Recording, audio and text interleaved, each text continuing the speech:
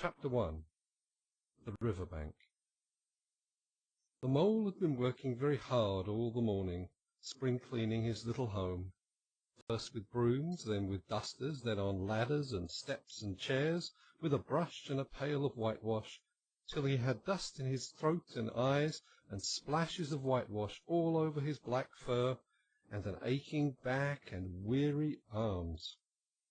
Spring was moving in the air above and in the earth below and around him, penetrating even his dark and lowly little house with its spirit of divine discontent and longing. It was small wonder then that he suddenly flung down his brush on the floor and said, "Bother!" and "Oh, blow!" and also "Hang spring cleaning!" and bolted out of the house without even waiting to put on his coat. Something up above was calling him imperiously, and he made for the steep little tunnel which answered in his case to the gravelled carriage drive owned by animals whose residences are nearer to the sun and air. So he scraped and scratched and scrabbled and scrooged, then he scrooged again and scrabbled and scratched and scraped, working busily with his little paws and muttering to himself, "Up we go, till at last, pop! His snout came out into the sunlight, and he found himself rolling in the warm grass of a great meadow. "This is fine," he said to himself. "This is better than whitewashing." The sunshine struck hot on his fur. Soft breezes caressed his heated brow, and after the seclusion of the cellarage he had lived in so long, the carol of happy birds fell on his dulled hearing almost like a shout.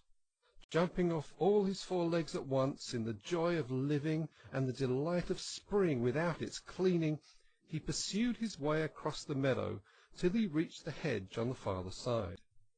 "Hold up," said an elderly rabbit at the gap. "Sixpence for the privilege of passing by the private road." He was bowled over in an instant by the impatient and contemptuous mole, who trotted along the side of the hedge, chaffing the other rabbits as they peeped hurriedly from their holes to see what the row was about.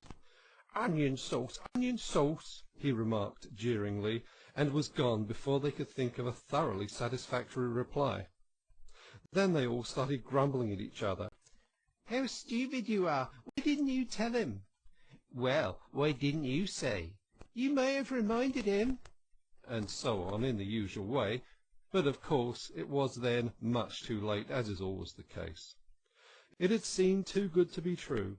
Hither and thither through the meadows he rambled busily, along the hedgerows, across the copses, finding everywhere birds building, flowers budding, leaves thrusting, everything happy and progressive and occupied. And instead of having an uneasy conscience pricking him and whispering, "Whitewash," he somehow could only feel how jolly it was to be the only idle dog among all these busy citizens. After all, the best part of a holiday is perhaps not so much to be resting yourself as to see all the other fellows busy working. He thought his happiness was complete when, as he meandered aimlessly along, suddenly he stood by the edge of a full-fed river. Never in his life had he seen a river before. This sleek, sinuous, full-bodied animal, chasing and chuckling, gripping things with a gurgle, and leaving them with a laugh, to fling on fresh playmates that shook themselves free and were caught and held again. All was a shake and a shiver, glints and gleams and sparkles, rustle and twirl, chatter and bubble.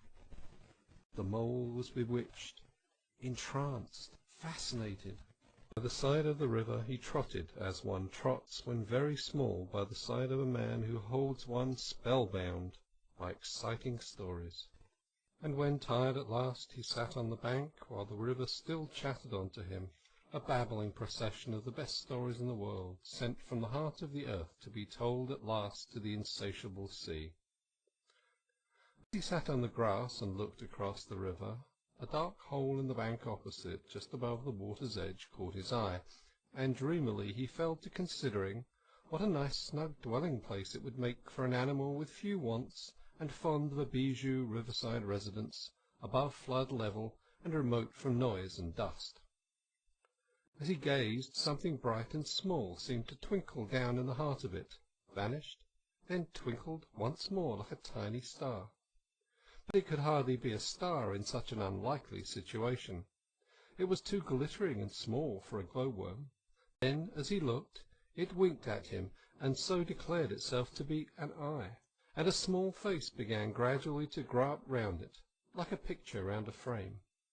A brown little face with whiskers, a grave round face with the same twinkle in its eye that had first attracted his notice, small neat ears, and thick silky hair. It was the water-rat. Then the two animals stood and regarded each other cautiously. "Hello, Mole," said the water-rat. "Hello, Rat," said the Mole. "Would you like to come over?" inquired the Rat presently. "Oh, it's all very well to talk," said the Mole rather pettishly, he being new to a river and riverside life and its ways. The Rat said nothing, but stooped and unfastened a rope and hauled on it, then lightly stepped into a little boat which the Mole had not observed. It was painted blue outside and white within, and was just the size for two animals, and the Mole's whole heart went out to it at once, even though he did not fully understand its uses. The Rat sculled smartly across and made fast. Then he held up his forepaw as the Mole stepped gingerly down. "Lean on that," he said. "Now then, step lively." And the Mole, to his surprise and rapture, found himself actually seated in the stern of a real boat. "This has been a wonderful day," said he, as the Rat shoved off and took to the sculls again. "Do you know, I've never been in a boat in all my life." "What?" cried the Rat, open-mouthed. "Never been in it? You've never? Well, what have you been doing then?" "Is it so nice as all that?" asked the Mole shyly, though he was quite prepared to believe it as he leaned back in his seat and surveyed the cushions, the oars, the rowlocks, and all the fascinating fittings, and felt the boat sway lightly under him. "Nice? It's the only thing," said the Water-Rat solemnly, as he leaned forward for his stroke. "Believe me, my young friend, there is nothing, absolutely nothing, half so much worth doing as simply messing about in boats. Simply messing," he went on dreamily, "messing about in boats. Messing—" "Look ahead, Rat!" cried the Mole suddenly. It was too late. The boat struck the bank full tilt. The joyous oarsman lay on his back at the bottom of the boat, his heels in the air. "About in boats, or with boats," the Rat went on composedly, picking himself up with a pleasant laugh. "In them or out of them, it doesn't matter. Nothing seems really to matter. That's the charm of it. Whether you get away or whether you don't, whether you arrive at your destination or whether you reach somewhere else, or whether you never get anywhere at all, you're always busy and you never do anything in particular. And when you're done, there's always something else to do, and you can do it if you like, but you'd much better not. Look here, if you've really nothing else on to hand this morning, suppose we drop down the river together and have a long day of it." The Mole wiggled his toes from sheer happiness, spread his chest with a sigh of full contentment, and leaned back blissfully into the soft cushions. "What a day I'm having," he said. "Let us start at once." "Hold hard a minute there," said the Rat. He looped the painter through a ring in his landing stage, climbed up into his hole above, and after a short interval reappeared staggering under a fat wicker luncheon-basket. "Shove that under your feet," he observed to the Mole as he passed it down into the boat. Then he untied the painter and took the sculls again. "What's inside it?" asked the Mole, wiggling with curiosity. "There's cold chicken inside it," replied the Rat briefly. "Cold tongue, cold ham, cold beef, pickled gherkins, salad, French rolls, cress sandwiches, potted meat, ginger beer, lemonade, soda water." "Oh, stop, stop!" cried the Mole in ecstasies. "This is too much."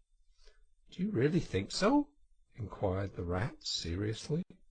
It's only what I always take on these little excursions, and the other animals are always telling me that I'm a mean beast and cut it very fine. The mole never heard a word he was saying. Absorbed in the new life he was entering upon, intoxicated with the sparkle, the ripple, the scents and the sounds and the sunlight, he trailed a paw in the water, and dreamed long waking dreams. The water rat, like the good little fellow he was, sculled along steadily, and forbade to disturb him. "I like your clothes awfully, old chap," he remarked, after some half an hour or so had passed. "I'm going to get a black velvet smoking suit myself some day, as soon as I can afford it."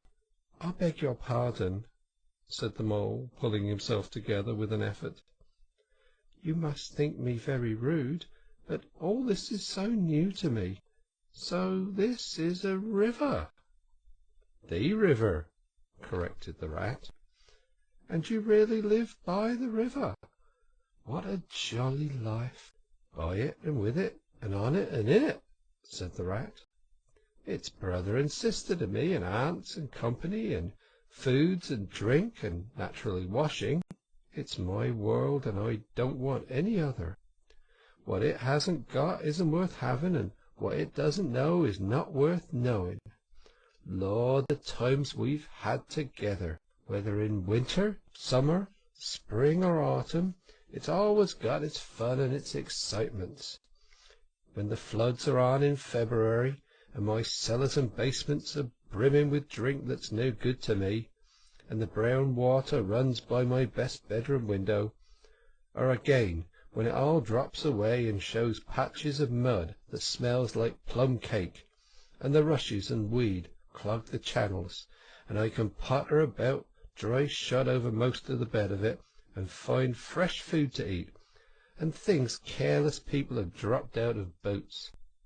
Isn't it a bit dull at times?" the mole ventured to ask. "Just you and the river, and no one else to pass a word with." "No one else to—" "Well, I mustn't be hard on you," said the rat with forbearance.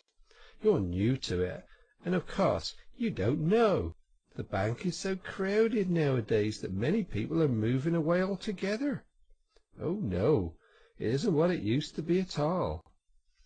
Otters, kingfishers, dabchicks, moorhens, all of them all about all day long, and always wanting you to do something, as if a fellow had no business of his own to attend to."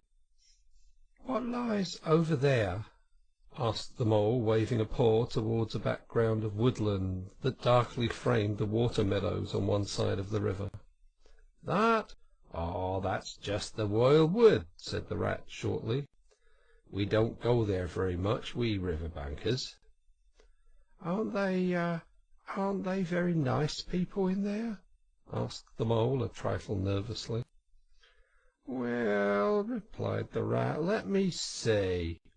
The squirrels are all right, and the rabbits, some of them, but rabbits are a mixed lot. And then there's Badger, of course. He lives right in the heart of it. Wouldn't live anywhere else either if you paid him to do it, dear old Badger. Nobody interferes with him. They better not," he added significantly. "Why, who should interfere with him?" asked the mole. "Well, of course, there's the others," explained the rat in a hesitating sort of way. "Weasels and stoats and foxes and so on. They're all right in a way. I'm very good friends with them, pass the time of day when we meet and all that. But they break out sometimes, there's no denying it, and then, well, you just can't trust them, and that's the fact." The mole knew well that it is quite against animal etiquette to dwell on possible trouble ahead, or even allude to it, so he dropped the subject. "And beyond the wild wood again?" he asked, "where it's all blue and dim, and one sees what may be hills, and perhaps they mayn't, and something like the smoke of towns, or is it only cloud drift?" "Beyond the wild wood comes the wide world," said the rat, "and that's something that doesn't matter either to you or me. I've never been there, and I'm not going nor you either, if you got any sense. Don't ever refer to it again, please. Now then, here's our backwater at last, where we're going to have lunch." Leaving the main stream, they now passed into what seemed at first sight like a little landlocked lake.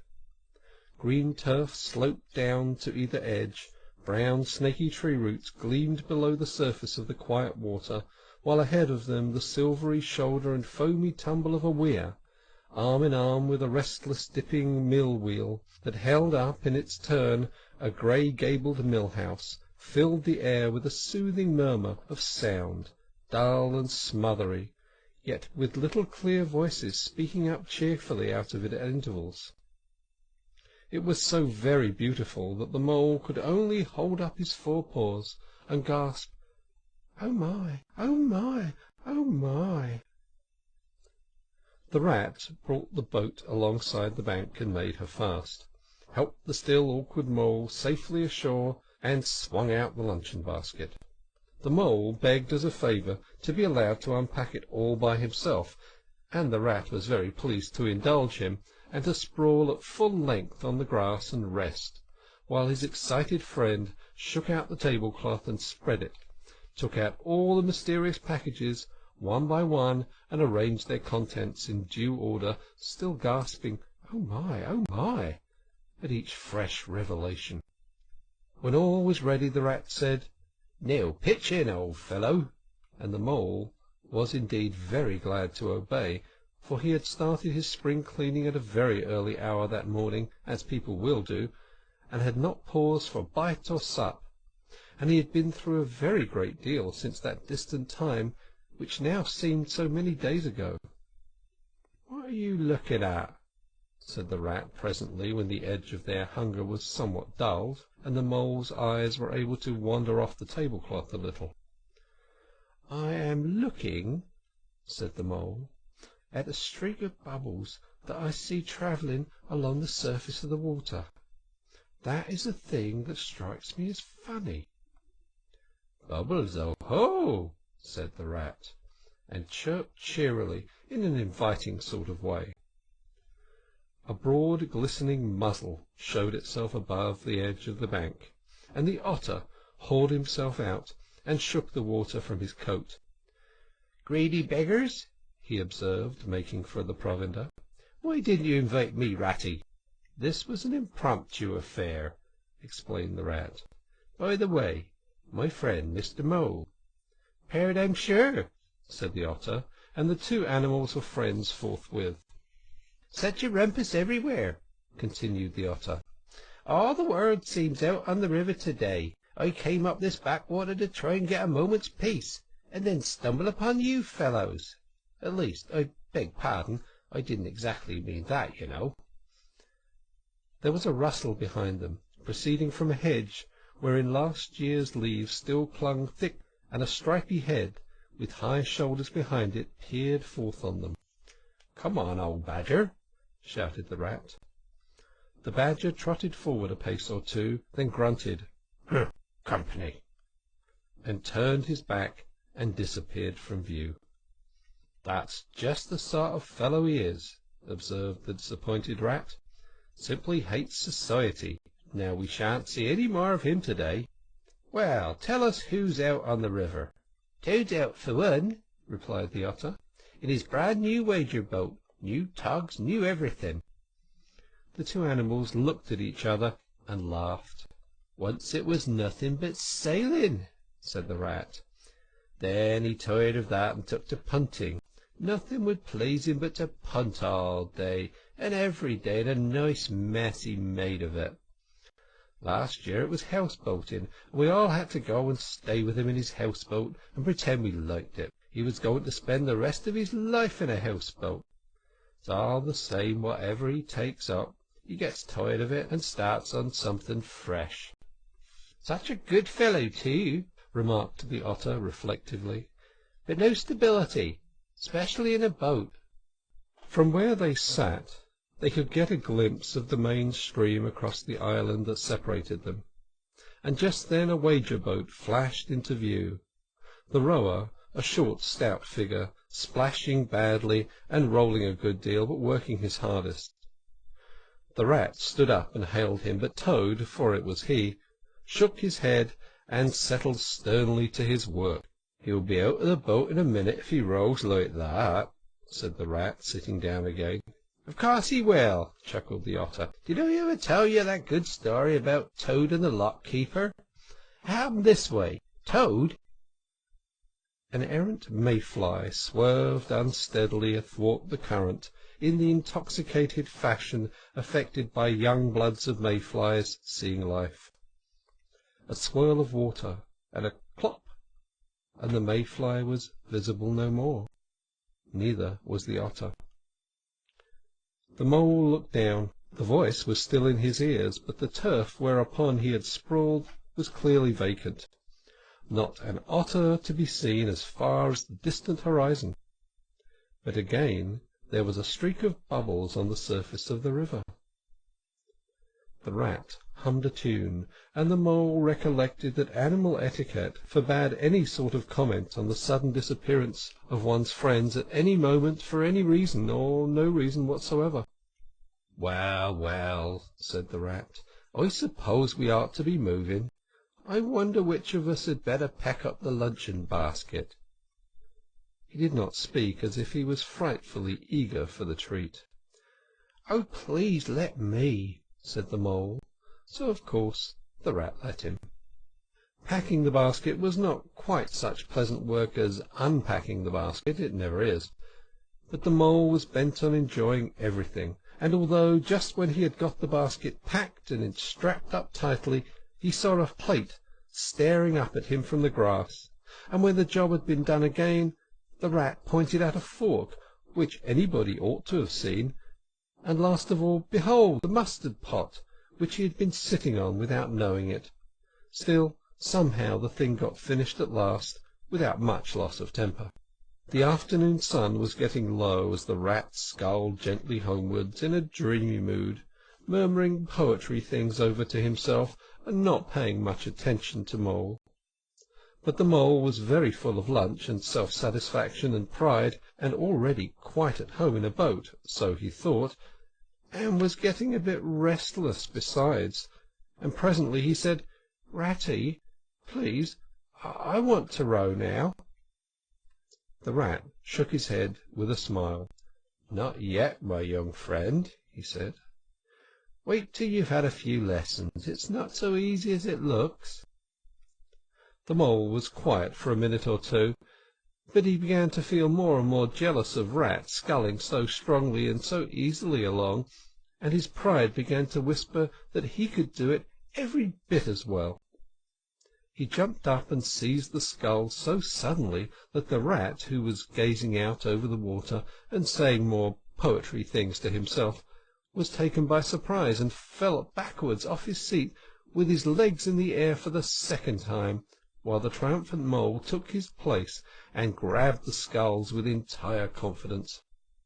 "Stop it, you silly ass!" cried the rat from the bottom of the boat. "You can't do it. You'll have us over." The mole flung his sculls with a flourish and made a great dig at the water. He missed the surface altogether. His legs flew up over his head, and he found himself lying on top of the prostrate rat. Greatly alarmed, he made a grab at the side of the boat, and the next moment, sploosh, over went the boat, and he found himself struggling in the river. Oh my, how cold the water was, and oh, how very wet it felt! How it sang in his ears as he went down, down, down! How bright and welcome the sun looked as he rose to the surface, coughing and spluttering! How black was his despair when he felt himself sinking again! Then a firm paw gripped him by the back of his neck. It was the rat, and he was evidently laughing. The mole could feel him laughing right down his arm and through his paw, and so into his, the mole's, neck. The rat got hold of a scull and shoved it under the mole's arm. Then he did the same by the other side of him, and swimming behind propelled the helpless animal to shore, hauled him out, and set him down on the bank, a squashy, pulpy lump of misery. When the rat had rubbed him down a bit and wrung some of the wet out of him, he said, "Now then, old fellow, trot up and down the towing path as hard as you can, till you're warm and dry again, while I dive for the luncheon basket." So the dismal Mole, wet without and shamed within, trotted about till he was fairly dry, while the Rat plunged into the water again, recovered the boat, righted her and made her fast, fetched his floating property to shore by degrees, and finally dived successfully for the luncheon basket, and struggled to land with it. When all was ready for a start once more, the Mole, limp and dejected, took his seat in the stern of the boat, and as they set off he said in a low voice, broken with emotion, "Ratty, my generous friend, I am very sorry indeed for my foolish and ungrateful conduct. My heart quite fails me when I think how I might have lost that beautiful luncheon basket. Indeed, I have been a complete ass, and I know it. Will you overlook it this once, and forgive me and let things go on as before?" "That's all right, bless you," responded the Rat cheerily. "What's a little wet to a water rat? I'm more in the river than out of it most days. Don't you think any more about it. And look here, I really think you had better come and stop with me for a little while. It's very plain and rough, you know, not like Toad's house at all, but you haven't seen that yet.